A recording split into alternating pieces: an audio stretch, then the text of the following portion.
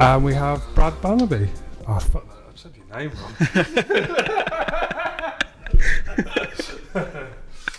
Right, welcome to the welcome to the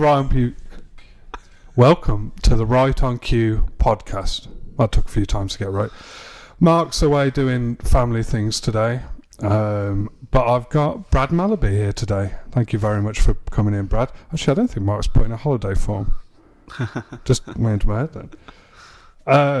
So Ultimate Pool contender, Ultimate Pool Pro hopeful, top rated, highest ranked Leicester and District pool player 3 years running, right? Yeah. Nice one. Mark normally does a really weak handshake, so do it as, there we go, thank you. So you were at Blackpool last weekend, so how'd it go? So we did event 3 and 4. First event wasn't great, missed a few chances, bit unlucky as well with the way the table was rolling as well. There was a bit of issues with the tables not being level, so they had to come in the second. Oh really? Yeah, the second. Even there? Yeah, the second day they had to come in and to do them again, the director. And then the second event again, it was just more luck than skill, getting beat, to be fair, fluke blacks, and just like say potted off the break, and like he's got nothing on, so he just whacked him. One went in, cleared up. Yeah, because you were telling me before we started, he actually forfeited the game after because he didn't think he deserved to get through, right? Yeah, so which is crazy. Yeah, it's mad, especially at that level as well. Good sportsmanship though, but yeah, mental. So who actually filled his space going forward then? No one. So he literally just forfeited, the guy who was playing got automatically through to the next round. Yeah. So tell us a bit about, because a lot of people who listen to this might be snooker players, maybe not sort of play that much pool. Tell us about Ultimate Pool, how long it's been going, and why you decided to jump on with Ultimate Pool and try there rather than anywhere else. So Ultimate Pool is, I believe now, the top place for pool. So there is IPA, but with international rules, Ultimate Pool is the best place to be. It's been going, I think, for 2 or 3 years. Well, I think 3 years now. Oh, is that it? I think it's not long. It used to be called the Supreme Series before. Yeah. Which now is the Ultimate Pool, and I mean the setup is unbelievable. Around the hotel, when they book the hotels, there's banners up, there's posters up of all the players. There's like on-site betting. It's really, really good. Got a shop there as well. I just thought this was the year, after proving it in the local leagues, that this was the year to test myself. Yeah, because it just seems to have come out of nowhere overnight. I mean, before working here, I didn't really know the bodies and things like that with pool, but Ultimate Pool especially seems to have gone from 0 to 100 overnight. They're really well put together, and they've got that kind of... they've just nailed it, I think, with the way they present themselves and everything. Yeah, I think with the players they've brought in as well, so it's attracting a lot of interest from like people that watch pool. Like I said, they've got all the snooker players that originally started off playing pool before they went snooker. They're in it now. Like you've got Joe O'Connor, Tom Ford. They've all come from pool backgrounds. Mark Williams is doing it as well, isn't he? Mark Williams as well, yeah. So he's not yet featured in the series, but he's featured in, I think it's a Champions League of Ultimate Pool. Yeah. Just like Selby as well. So they've got some big names in the Ultimate Pool now, whereas I believe like the IPA, it still has its big names, but it's 2 different rule sets. So what's the main difference? Obviously there's going to be loads of different rules and things. What's the main difference playing IPA and playing Ultimate Pool? So with IPAs it's black ball rules. With the Ultimate it's international rules. Okay. So with international there's no 2 shots. So when there's a foul you have to pick up the white and you put it wherever you want on the table. Yeah. Whereas with black ball, if it's a foul then you've got a free shot and then normal visits after that. It's the main difference really, but the rest is pretty much the same. You still have to hit a cushion after every shot, but it's down to personal preference which rule set It doesn't seem like Ultimate Pool you can really play down the pub because you have time limits on your shots and stuff, don't you? In the later rounds, yeah, there is. Oh, do you not have it in the challenge? No, not in the early rounds. No, we don't have the time limit. Oh right. Okay. So it's less pressured as well. So, but I mean, some of the guys playing, they don't take long taking the shots because even the challengers, they're all like pros. They're literally you won't miss. Yeah. So it's the competition's unbelievable. So how many were at the Blackpool event over the weekend for the Challenger? Challengers, there was over 300 right. in this event, which is amazing considering how many players are in it all together. Because I think there's about 90 pros now. The women, they've got about 80, and then obviously 300 plus challengers. There's a lot of players that they're accommodating for the event. Is it just getting bigger and bigger every year? Yeah, it is literally the top spot for pool now. And are those pros, like, they literally earn their money now from pool? If you're a pro in Ultimate Pool, that's your living? Yeah, they have. If you're a pro, they have more than just a series. So they have, like, say, the Champions League. There's a Masters tournament. There's pairs tournament. There's a lot of like individual ones as well. So they do have more tournaments than just a series, and the prize money winning the pros is just ridiculous. So what would a pro get for winning like the cup, the Pro Cup? I'm not sure about the Pro Cup, but I know the series they get 10,000 per event. Per event, yeah. Oh, so the guy who won the last at the weekend, he won both the events, so he got himself 20,000. Yeah. That's not a bad weekend. It's not, is it? Because I did mention before, Brad's one of our Tamworth Q's sponsors. Show me on your shirt. Show the camera your shirt. We're paying for that. We want to get our money out on that. But we have Jordan Bradley, who was competing there at the weekend. Harry Farrell, great player. He has a table upstairs. He was playing. He did really well. Harry did. Yeah, he did. Yeah. And then we have a couple of guys in the pro. We have Jack Whelan, who wasn't there this weekend. He's playing in something called the Joy Hable. Yeah, so it's the Chinese pool. Because I didn't know China was that into pool. I thought they were more snooker kind of. Yeah, so this thing looks huge. Yeah, so Chinese pool is literally like snooker style table. Yeah, but a little bit smaller, and with like American style pool balls. Yeah, because they're all in like. I saw pictures of Jack, and they're all on waistcoats and stuff, and there's a ref with like white gloves. It is very snookery. Yeah, the prize money for that is ridiculous as well. I had seen, because there was a couple of pros that weren't at the Ultimate last weekend. Yeah, they was in this event because of the prize money, which is ridiculous. I think it's something like 700,000 or something. Pounds? Yeah, it's a lot. I mean. They had a picture when with the trophy, and they got like a stack of money on the table. I saw that, yeah. Well, I don't know how much Chinese money is worth compared to British money. It could be like 10 quid's worth. Yeah. It did look impressive. Yeah. Tom Cooney as well, we have as a pro. He actually put his cue through one of the timer screens the other day. Really? Yeah. I don't know how we managed it. I was watching his Event 4 game, to be fair. He was playing, I think it's Johan Attar of Malta.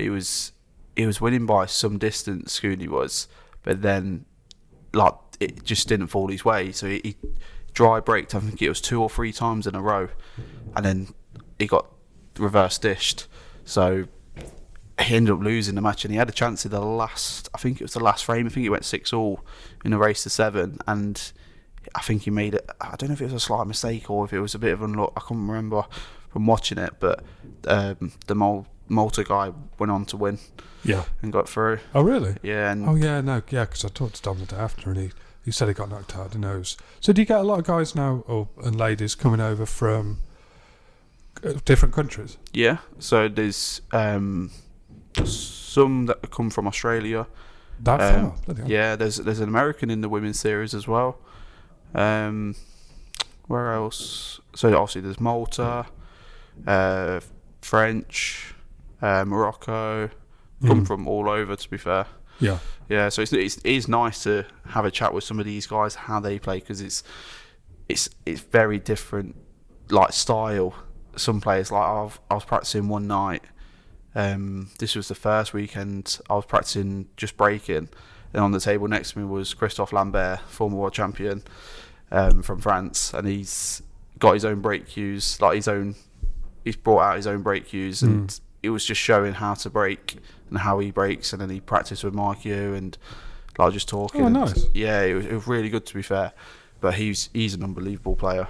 I bet it's a great opportunity to meet people like that who you've maybe watched for years. And they're just sort of pottering around it's in a hotel, isn't it? Yeah. So every time you get into the lift, like you're with a pro, you're like, oh God, I've just seen you on TV. Like, you ever go a bit, because you started off with snooker, right?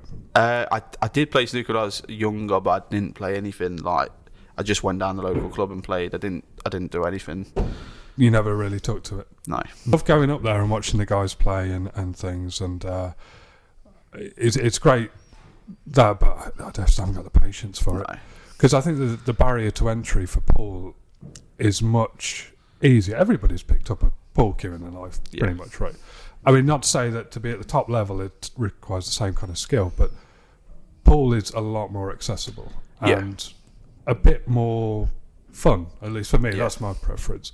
So did you make the switch quite early on to playing pool? Yeah, so I started, I think I was 5 or 6. My granddad used to take me down the local pub just to have a knock around on the table, and then he started putting me against some players that used to play in their team. Yeah. And at a young age, I was beating them, but I never got into it like into a team or anything like that. I just played for fun.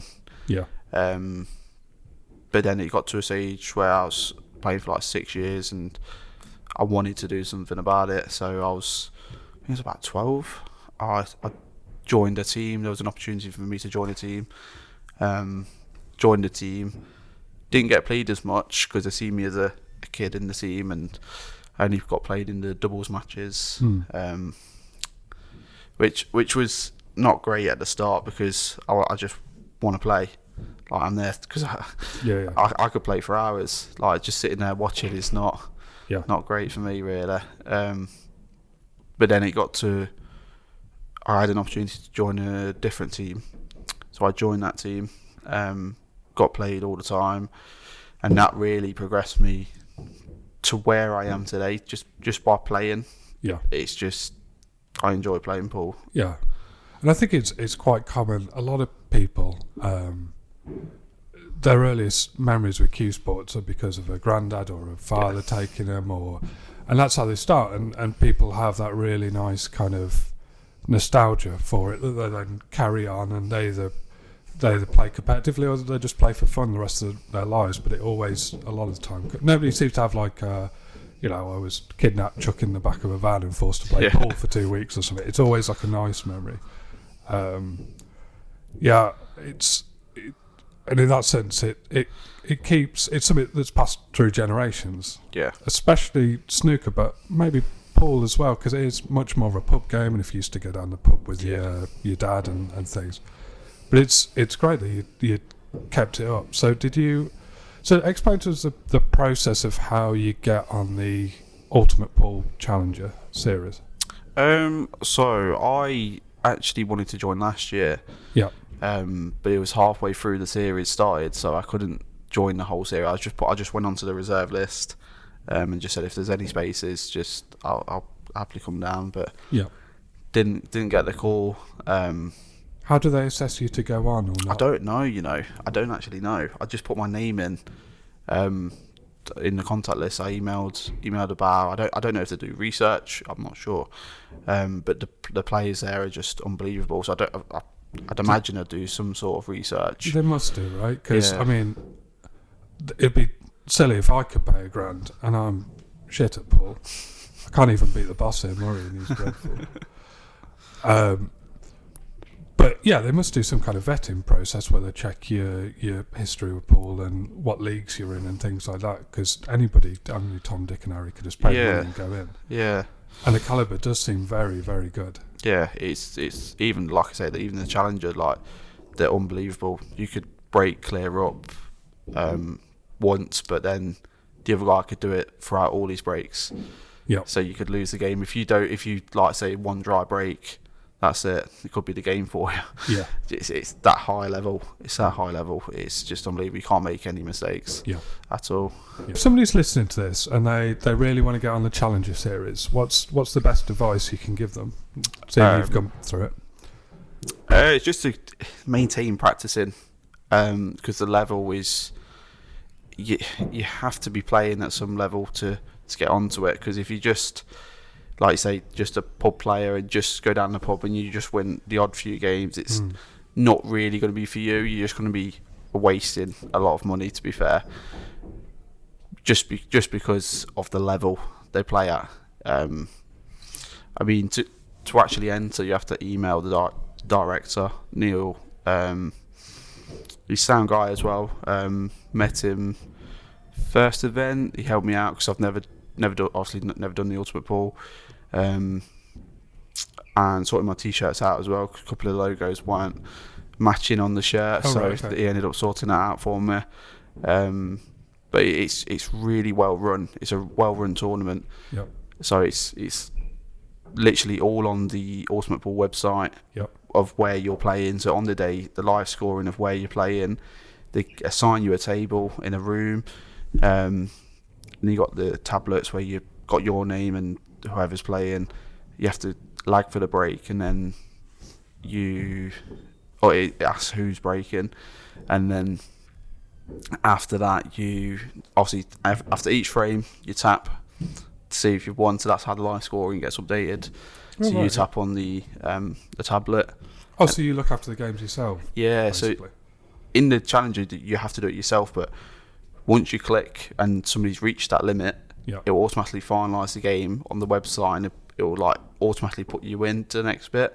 Got you. And then they will know, and they will assign somebody else to that table, and then they'll get a ref out to, because after every game they iron the tables after every game.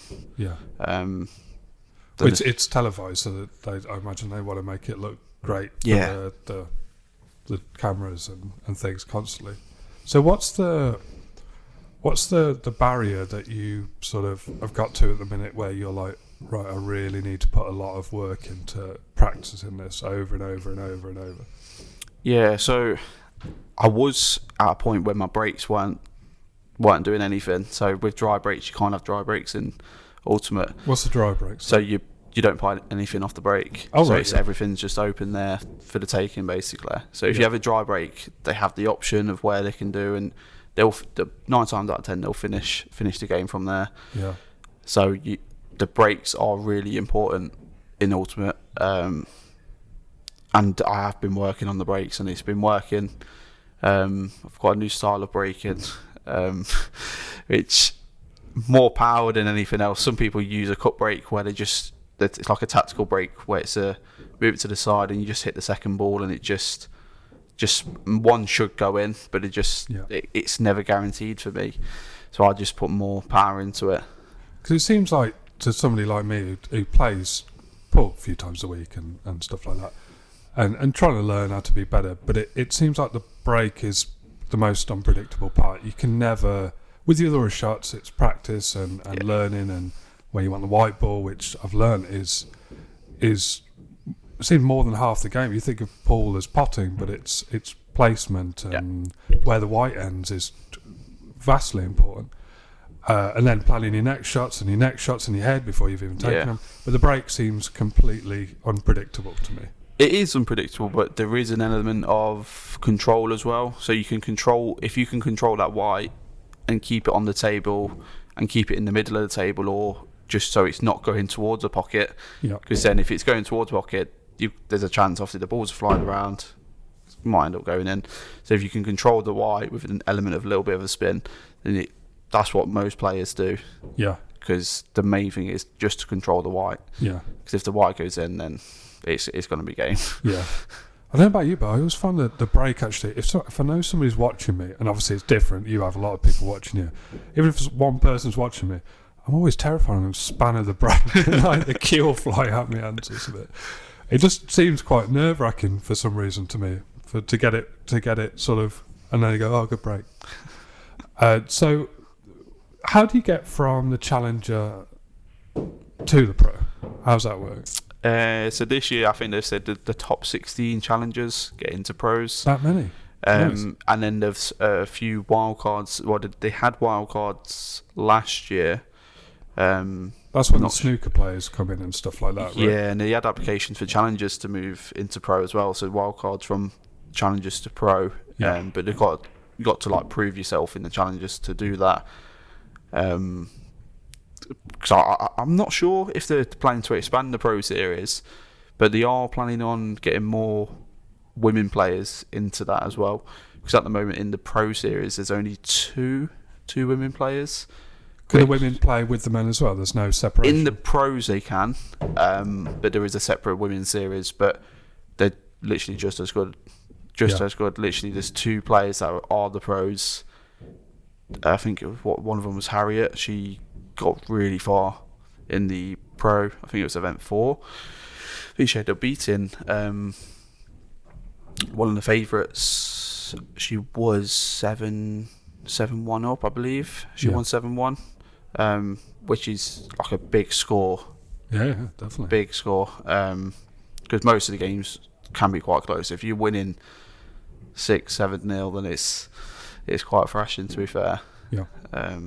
So you get to the pros through the Challenger Series, or you know somebody you need to twist their arm and get a wild card to go straight in? Yeah, so like the snooker players, they've come obviously over from snooker, but they're snooker pros, so they automatically get the pool pro name to them. But like I said, most of the snooker players start off as pool players. Yeah. I know there's a couple from Leicester that are in it, like Selby. Selby actually grew up in the area I'm from as well. Oh, did he? Oh, yeah, right. same sort of area.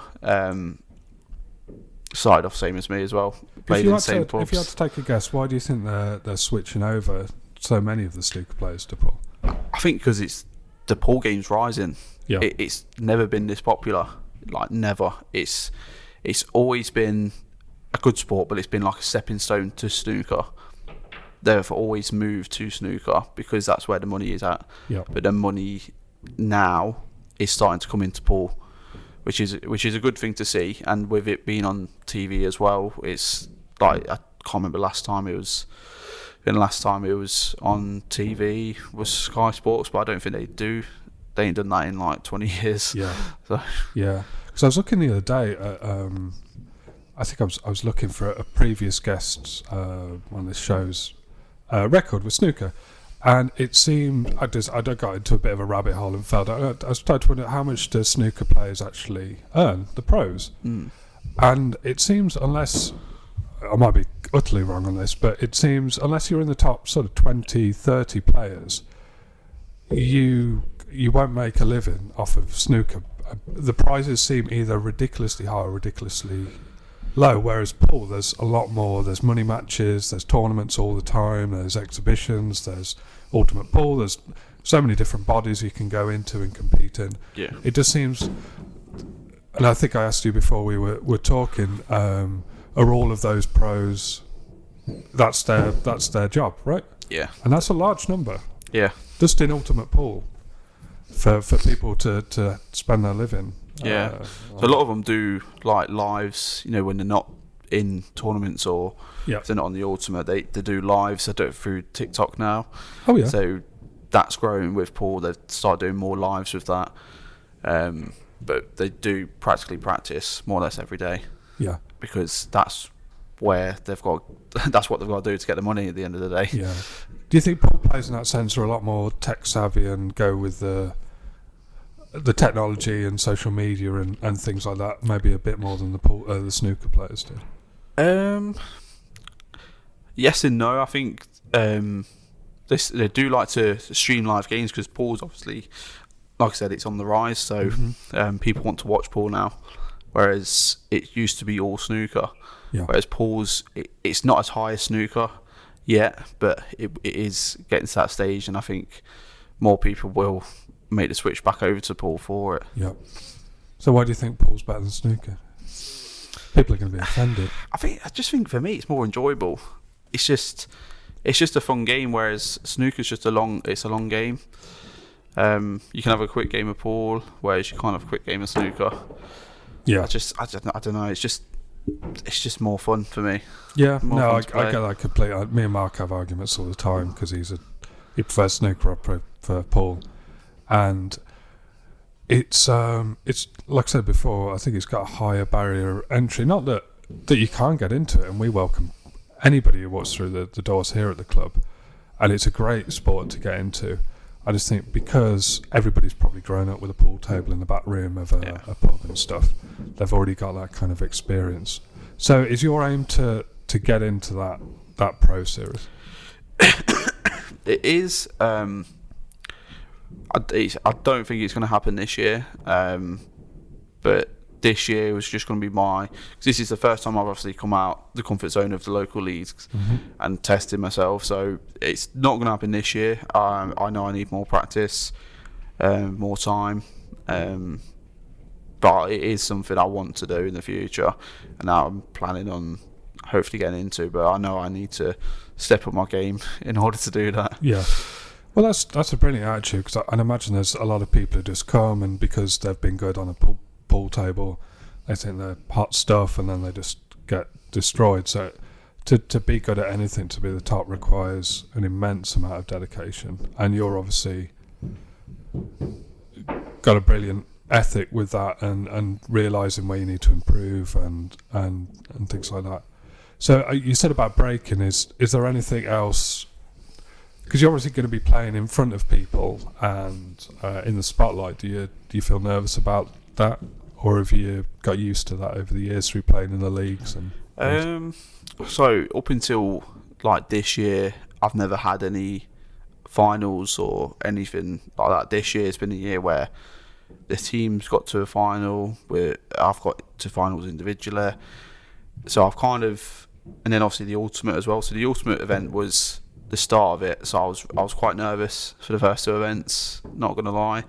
But then after that, there was sort of week after, I had like a playoff. So we was in a cup match.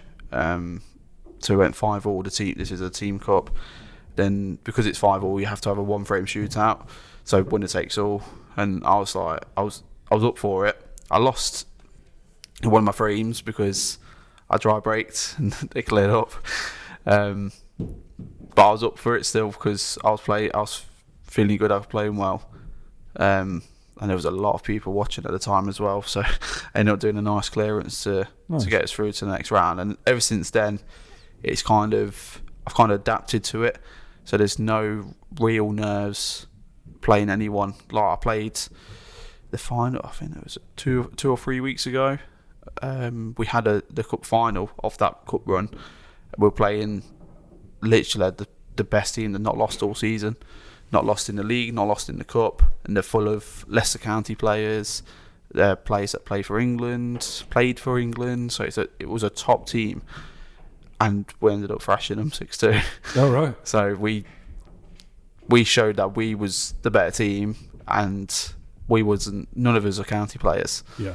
So we showed that we were playing really well, and we adapted to the nerves as well, especially myself. Because, like I said, I've adapted to it. It does take time, but once you're used to it, it's fine. Yeah. It's just the more you play in that kind of situation, the better you come, and better you can handle it. Yeah. So money matches, have you ever considered playing one? Have you played in them? Have you ever been to one? No, I ain't. No, I've never been to any, and not been any. You should come to our next. Harry's got one in April against a chap called Kieran Phillips, who's a lovely guy, and that's for. I mean, it's crazy. It's a world that I've only started to experience in the past 6 months or so. But it is crazy how much money people put down on these matches, and we have relatively low figures. I'm thinking that Harry's is for 5,000, which is low. I mean, I saw Dom Cooney played in like a 30 grand one the other day. But do you think you could ever put that much money down on a match, or other people's money down on a match, rather? I don't know. It's not been something that I've been doing because I just never have that kind of money spare, if I'm honest with you. Yeah. Like, to put that much down, it's a lot. Well, like, it's not that I don't back myself, it's a lot. Yeah. Well, I think most of them were by other people backing you with their money, so you are Yeah. literally playing with other people's money, and it can get intense. It really can get intense. So, come to the next one. Yeah, definitely. So, do you think you'll play for England? Is that one of the things you want to do? So I want to get into Leicester County first. Made my way up with that because I did trial for County last year, but Yeah. Well, you're the top ranked 3 years in a row player in the league, but you haven't made County. yeah. So with the trials, I've never been doing good in trials. So I never get luck with it. So with the trial I had last year, I had this. It was a decider to get through, and then I played a shot. So I don't know if you've heard of the Supreme Table Ghost Ball glitch. I've heard of it. I don't know what it is. Yeah, so you play Explain, it like you don't even hit it hard. You just hit it centre of the pocket, and it bounces straight back out. You not even hit it hard. It just comes in and come back out straight in, like straight in the pocket, comes straight back out. That happened to me, and the guy cleared up. And it's called a glitch, like as in the Matrix. It's a strange thing to see because it literally goes in and comes out. Yeah, It's like flush in the middle of the pocket. Yeah, so weird to see, but that was the reason I didn't get in because of that. But I'm hoping this year when they have the trials out, I feel definitely more prepared to get into it. And is that how you get into the England squad, through the counties? Yeah, so you have to be playing for a county to trial for England. Got you. I know one of the juniors. So my brother's in the junior side. He's in the Leicester. So he trialled for Leicester juniors under 18s. He got in. Yeah, your brother's a really good player. Yeah, so he's improved a lot. So obviously with county as well, it's more pressure as well because there's some good junior players. And then somebody in his side tried for England and got in the England squad.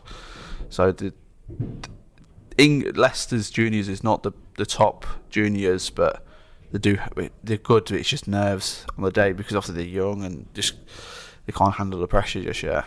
Yeah. So your mum plays as well, doesn't she? She's played in a couple in one of our tournaments. She's a really good player as well. Yeah, she's former ladies champion as well of Leicester. Yeah. Nice. Yeah, she's in my team as well. So she's. Oh, is she? Yeah, she's a really good player. Yeah. I bet some arguments maybe sometimes being in a team with a family member can't be that easy. Yeah. Well, there's me, my brother, and my mum, and then at the moment. Well, for the next league, we've got my step-lad. He's joined the side as well. So he's taken an interest into Paul. Only he's 11 years old. So basically your family's taken over this team? Yeah, basically, yeah. Team Mallaby. So if you had to choose, I mean, it's not a choice. You could obviously do both. But right now, thinking about it, would you think it would be a higher achievement to play for England or to win an Ultimate Pool Pro Cup? Let's say win the World Championships with England or win an Ultimate Pool possibly Pro for Cup. England, if I'm honest with you, because to play for your country is a big thing. Yeah. Whereas the Ultimate, it is once again, it's a big event, but to play for England, it's bigger because you're playing for your country you're born in, basically. Has there ever been talk of pool being in the Olympics? Because it seems maybe a better fit than snooker might be. Yeah, because it's quicker. I don't know if you've ever heard any rumblings around that. No, because they're doing more exhibition sports. The last Olympics, they had like skateboarding and stuff like that, didn't they? I've not heard anything, but they do a lot of international events. Like there's one in the moment, the Black Ball. It's in Bridlington, the European. Yeah. So they do a lot of international events, but it's just not the Olympic stage. Yeah. I don't believe. I don't know if it would. I don't know, but I say there is some different sports in the Olympics that they change each year. Yeah, each time to do it. So rotate them, don't they? Yeah, so it possibly could be, possibly. Have you ever the last couple of questions? The one question that's I always think daft, but Mark insists that he asks it every time. I'll ask that in a minute. So, has there ever got to a point where you've really been? I'm not playing pool again. That's it. I've had enough. Have you ever got that frustrated with it, or have you always managed to pick yourself back up pretty quickly? Yeah, so like the first event, the Ultimate Pool, losing 6-0 twice because I was just ridiculously nervous. It was hard to take. Not even going to lie about that. And it was in January, right? Yes, yeah. So it was hard to take, but it next day I've been practicing again. Yeah. So it don't take me long to get back to playing, like straight away from the last event last week. So I got back at about 4 o'clock, and then 5 o'clock I was playing. Oh, right. So okay. I was straight back on. Do you find, do you like unwind with pool? Because I'd imagine when you play it that much, do you need a break from it, or do you never get that stressed by it? You can just unwind by playing another game of pool. And Yeah, see, I can play for hours. I just enjoy the game so much. Like at work, I have a pool table in there. At Argos? Yeah, this one in the staff room. Yeah. Is that a company policy to allow managers to have a pool table? Well, like one of the ones that I'm thinking in my head, one of those ones that flips over and it's also like a ping pong table. No, Argos sell. It's a smaller table to a standard size, but it's only, I think it's a foot smaller, but it's practice still. Right, that's great. They let you have a pool table in there. That's brilliant. Right, so the cringy question Mark always asks, if we'll do it with Paul, if you I can't even remember now, it's that bad. What is your Mount Rushmore of pool players? 5 players to pick that you chisel into Mount Rushmore. What's my top 5 pool players? It's a cringy way of asking who are the best 5 pool players. If you can try and mention some of our Ten with Q's ambassadors in that list, it would be grateful. Jack Whelan for one. There we go. Thank you. He's definitely up there. Tom Cousins as well. He's obviously just won both the events. Yeah, like to win one event is hard, but to win both of them, it's just the way he strolls around the table. It's so easy for him. It's unbelievable watching him play. Yep. Amazing player as well. Who else? Chris Manning? Melling, yeah. Melling, sorry. Melling, yeah, he's an amazing player. Right. Again, he just strolls around the table like it's easy to him. He's been playing Q Sports all his life, though. Yeah. So he does a lot of different types of Q Sports. So he's gone into the thing that Jack's in as well.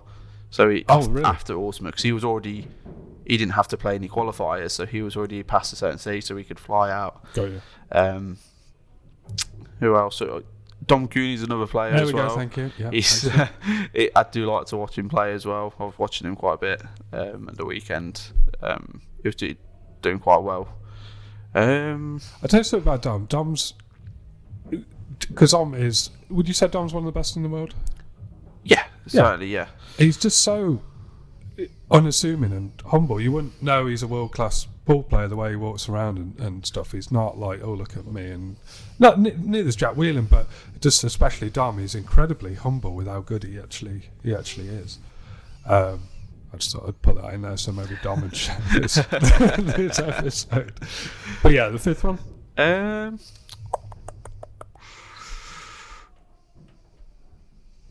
Probably David McNamara. I've never heard of him. Yeah, so he's a pro scouser. He's an amazing player. Some of the shots that he can pull out, unbelievable. He didn't do as well in the last event, but he's definitely up there for me. He's a good player. Nice. Well, that's your Rushmore sorted. I think that's the last thing I have to take care of. Right, so I just need to mention... Oh, do you want to say anything nice about 10 with Q's before we sign off? To be fair, you've been absolutely amazing. Thank you. Ever since the start. Great support throughout as well. Yeah. Like, I really, really, really appreciate it. Well, we love supporting you and having you over, and quite a lot, which is great because you are only in Leicester and you're playing the tournaments. And it's really great to have somebody so passionate and dedicated to what you do, having us support you. So yeah, just to mention that Tamworth Q's is here at the showroom. We've got well over 100 Q's in the store, accessories, chalk, gloves that some people get taken the piss out for wearing, but I think they're pretty cool. Don't nod. I guess it's a preference, is it? It's one of those things that players either really love or take the mickey out of other players for wearing. I used to wear one. It was mainly because when I used to play, I used to be really nervous, so I used to sweat. Ah, right. Okay. So it kind of glides through Yeah. nice and smooth. Whereas now I don't really have that, so I don't use it. I played with one once and it was great. We've got some Peridot ones upstairs and they're really good. I guess it just depends whether you want to wear one or not. So what else we got? Tips and cases and all that kind of good stuff. Or you could go to www.tamworthcues.co.uk where we've got even more stuff, some great cue and case deals. The bar here at Tamworth is open 7 days a week for pool and snooker. Everybody's welcome. No membership or any of that kind of nonsense. Just come in and play anytime. Always best to book on the weekends. What else we got going on? We got tournaments. We got a Black Ball League that you're playing in, right? Yep. Starting from the week of the 10th of April. So if you want to get into that, it's £25. We've got Snooker League starting that same week as well. We've got the next Tamworth Q's Open Pool Tournament, 64-player Black Ball Tournament on the 16th of April. You're in that as well with your brother and mum, actually, aren't you? Yet to be confirmed. And okay, still trying to. Fair enough, but it's always like a really great day and just it's definitely worth it. It's only a tenner and all money paid out. Right, so let's have another weak handshake, just like Mark likes to do. It's too strong, Brad. It's too strong. And I'd say thank you very much for coming on today. And I have no idea who we have on next episode, but Mark will put that up on the Facebook. So thank you for watching and goodbye. Cheers. Awesome.